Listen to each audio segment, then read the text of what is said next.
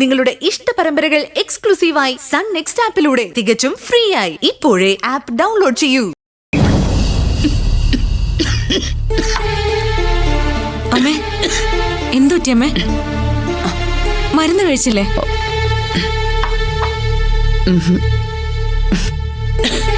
ഇല്ല, ജീവിക്കാനുള്ള കൊതിയൊക്കെ തീർന്നു. ഇപ്പൊ ഇവിടെ നിന്ന് അങ്ങ് പോയാ മതിയെന്നാ. ആർക്കു വേണ്ടിയാ ഇങ്ങനെ കടിച്ചു തൂങ്ങി ജീവിക്കുന്നേ? എന്തിനമ്മ ഇങ്ങനെയൊക്കെ പറയുന്നത്? ഗുളിക കഴിക്കാതിരുന്ന ബുദ്ധിമുട്ടുന്നത് അമ്മ തന്നെയല്ലേ? ഡോക്ടർ പറഞ്ഞതൊക്കെ മറന്നോ? സമയത്തിന് മരുന്ന് കഴിക്കാതിരുന്നാലേ വീണ്ടും ഹോസ്പിറ്റലിൽ പോയി കിടക്കേണ്ടി വരും. ഈ അവസ്ഥയിൽ അമ്മ കൂടി ഇവിടെ ഇല്ലെങ്കിലുള്ള സ്ഥിതി ഒന്ന് ഓർത്തു നോക്കേ. എപ്പോഴും നീ എടുത്തു തരുന്നതുകൊണ്ട് മരുന്ന് സമയമൊന്നും ഞാൻ നോക്കാറില്ല.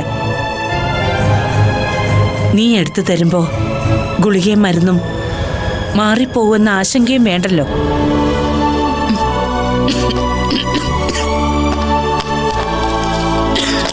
അമ്മേ, ദാ കഴിക്കേ. ദാ, ഞാനിവിടുന്ന് പോയാ ആരാ അമ്മയ്ക്ക് സമയത്തിന് മരുന്നൊക്കെ എടുത്തു തരാ? എല്ലാ മരുന്നും എപ്പോഴൊക്കെ കഴിക്കണമെന്ന് ഒരു ടേബിളിൽ എഴുതി വെച്ചിട്ടേ ഞാൻ ഇവിടുന്ന് പോവും.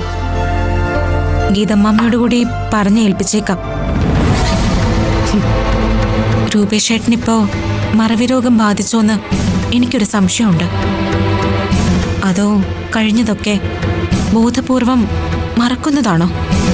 അവന്റെ കാര്യമൊന്നും എന്നോട് ചോദിക്കണ്ട. എന്നോടിപ്പോ എങ്ങനെയൊക്കെ അവൻ പെരുമാറുന്നതെന്ന് പറയാതെ തന്നെ അറിയാലോ. അതൊക്കെ എന്നോടുള്ള ദേഷ്യം കൊണ്ടാ. രൂപേഷേട്ടനെ ഗുണ്ടകൾ ആക്രമിക്കുന്നത് കണ്ടപ്പോ അമ്മയെ പോലും മറന്ന് ഞാൻ ഓടിച്ചെന്ന് രക്ഷിച്ചപ്പോ രൂപേഷേട്ടൻ പറഞ്ഞത് ഇപ്പോഴും എന്റെ മനസ്സിൽ നിന്ന് മാഞ്ഞിട്ടില്ല. മറ്റുള്ളവരുടെ മുന്നിൽ കഴിവ് കെട്ടവനാണെന്ന് വരുത്തി തീർക്കാനാ ഞാൻ ചെന്ന് രക്ഷിച്ചതെന്ന്. അല്ലെങ്കിലും അവൻ അവരെ ഇടിച്ചു മറിച്ചേനെ.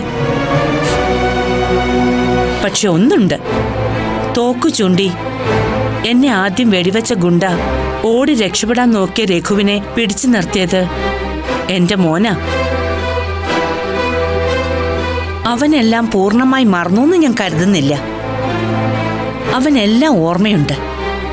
നിന്നോട് പോലും ഉള്ളിൽ സ്നേഹമുണ്ട്. അന്ന് നീ ഇറങ്ങിപ്പോയപ്പോ വീണയുടെ കല്യാണം കൂടി കഴിഞ്ഞിട്ടേ പോകാവൂന്ന് പറഞ്ഞ് നിന്നെ പിടിച്ചു നിർത്തിയത് അവനല്ലേ?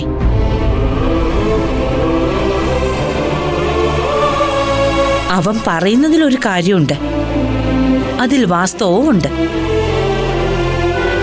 നീ ഒരു അമ്മയാകില്ല എന്നത് അവന് വലിയ പ്രശ്നമൊന്നുമല്ല. പക്ഷെ നീ എന്തുകൊണ്ട് അവനോടത് മറച്ചു വെച്ചു? അതാണ് അവന് ദേഷ്യം വന്നത്. ഇപ്പോഴും ആ കാര്യത്തിൽ എനിക്ക് ചില സംശയങ്ങളുണ്ട്. അവൻ പിന്നെ ചികിത്സിക്കുന്ന ഡോക്ടറെ പോയി കണ്ടോ? കണ്ടിരിക്കാനാണ് സാധ്യത.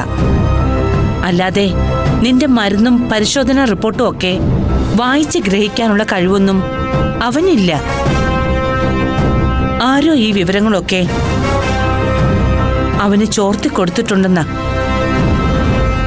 എന്റെ ബലമായ സംശയം. അക്കാര്യത്തിൽ സംശയമൊന്നും വേണ്ട.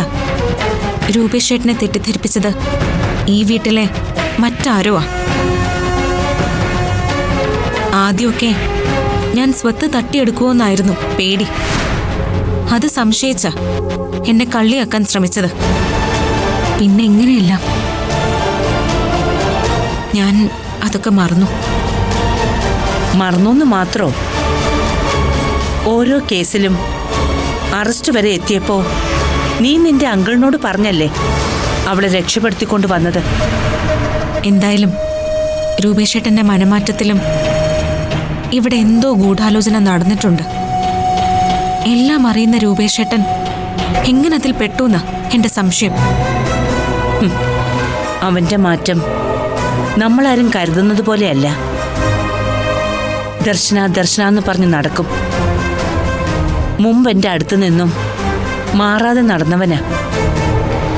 എന്നെ ആരെങ്കിലും എന്തെങ്കിലും പറഞ്ഞാ അവന് പിന്നെ അതും മതി. ആ ശില്പി അവൻ വെറുത്തതുപോലും തുടക്കത്തിലെ അമ്മയെ അവനിൽ നിന്നും അകറ്റാൻ ശ്രമിച്ചു എന്നും പറഞ്ഞ. ഹോ, ആലോചിക്കുമ്പോ ഭ്രാന്ത് പിടിക്കുക. എന്തൊക്കെയാ ഈ വീട്ടിൽ നടന്നത്? ഇതുവരെ ദൈവം തന്ന ബോണസാ എന്റെ നീട്ടിക്കിട്ടിയ ജീവിതം. അന്ന് മരണത്തിന് കൈനീട്ടി കൊടുത്തിരുന്നെങ്കിൽ ഇതൊന്നും കാണാതെ രക്ഷപ്പെടാമായിരുന്നു. അമ്മേ, അധികം സംസാരിക്കണ്ട. കുറച്ചു നേരം കണ്ണടച്ച് കിടക്ക്.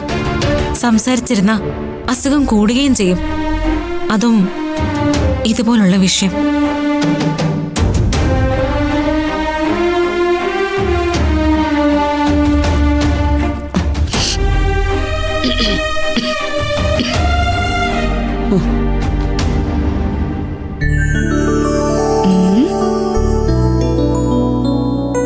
കല്യാണം കഴിഞ്ഞ നമ്മൾ ഈ മുറിയിലല്ലേ കിടക്കുക?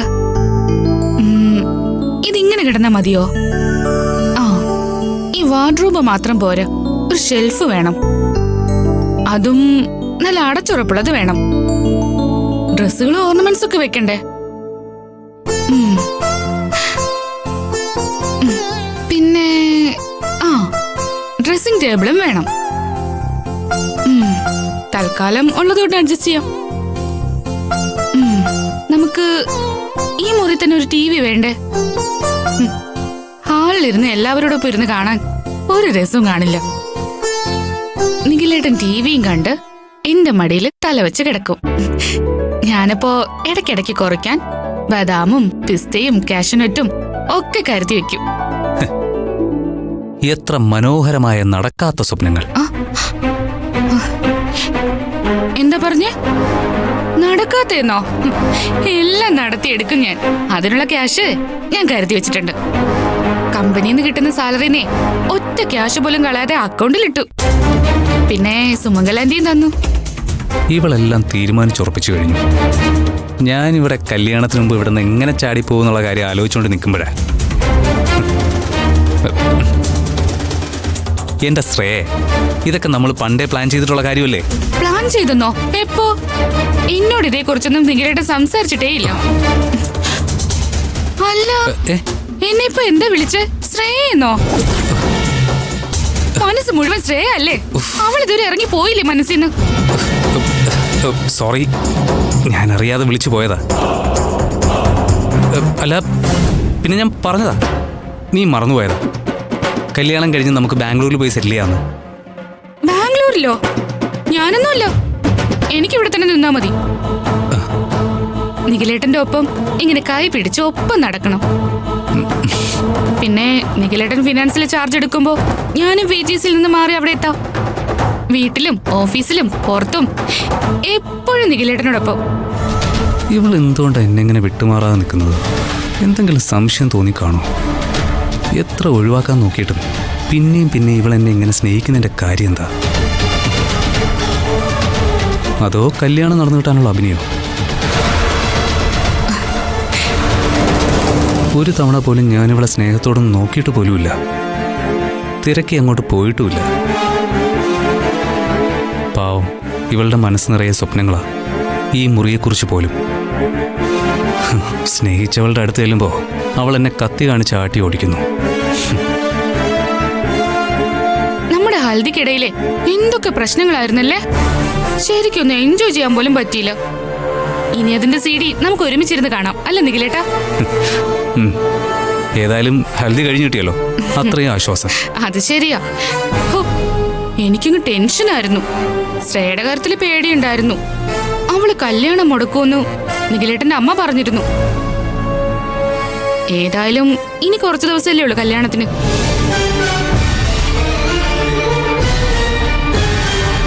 നീയും ഞാനുമായിട്ടുള്ള കല്യാണം അത് നടക്കുമെന്ന് ഇപ്പോഴും എനിക്ക് ഉറപ്പില്ല.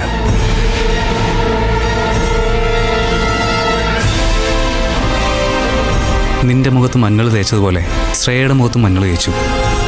അവളുടെ കഴുത്തിൽ താലി കെട്ടി. ഇനി നിന്റെ കഴുത്തിലും താലി കെട്ടേണ്ടി വരുമോ?